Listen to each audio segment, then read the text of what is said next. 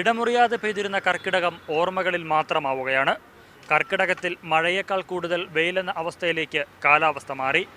4 മാസം നീളുന്ന കാലവർഷം പകുതിയിലധികം പിന്നിടുമ്പോൾ സംസ്ഥാനത്ത് 30% മഴ കുറവാണ് രേഖപ്പെടുത്തിയിരിക്കുന്നത്. ഈ വർഷം ജൂൺ 1 മുതൽ ഓഗസ്റ്റ് 28 വരെയുള്ള കണക്ക് പ്രകാരം സംസ്ഥാനത്ത് ആകെ ലഭിച്ച മഴയുടെ അളവ് 1212 മില്ലിമീറ്ററാണ്.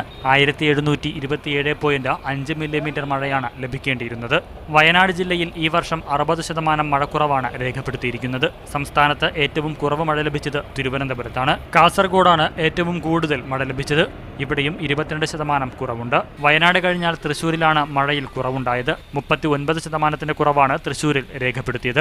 ഇനിയുള്ള ഒരു മാസം അല്ലെങ്കിൽ 2 മാസം നമ്മൾ വളരെ കെയർഫുൾ ആയിട്ട് വാച്ച് ചെയ്യണം. ഇപ്പോൾ തന്നെ അവർക്ക് മോണിറ്ററിംഗ് മെക്കാനിസം തുടങ്ങേണ്ടതാണ്. ഇനി 2 മാസങ്ങളിലെ മഴയുടെ പെർഫോമൻസ് തീർച്ചയായിട്ടും നമ്മളെ എഫക്ട് ചെയ്യും. ഈ വർഷവും മഴ കുറയുന്ന പക്ഷം തുടർച്ചയായ 2 മഴക്കമ്മി വർഷങ്ങളിലൂടെയാകും കേരളം കടന്നു പോകേണ്ടി വരിക. ഈ കണ്ടീഷൻ നിലനിൽക്കുകയാണെങ്കിൽ മിക്ക ക്രോപ്പുകളിലും അത് ബാധിക്കുന്നു. 2015 സംസ്ഥാനത്ത് 29%, 2014 19% മഴ കുറഞ്ഞിരുന്നു. കാലവർഷത്തിലെ മഴ ലഭ്യതയുടെ കുറവ് ജലവൈദ്യുതി ഉൽപ്പാദനത്തെയും ജലസേചന ആവശ്യങ്ങളെയും പ്രതികൂലമായി ബാധിക്കും. അൽ അമീൻ, മീഡിയ 1, തിരുവനന്തപുരം.